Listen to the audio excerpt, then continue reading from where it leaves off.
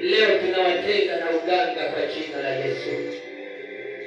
Leo tunawatenga na roho za uganga kwa jina la Yesu. Leo tunawatenga na roho za uganga kwa jina la Yesu. Kama Mungu wangu aishivyo, leo tunawatenga na roho za uganga kwa jina la Yesu.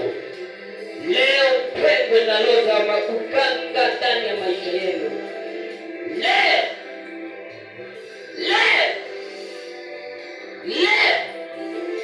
aliyeweka agano la uganga kwenye familia ninamtafuta.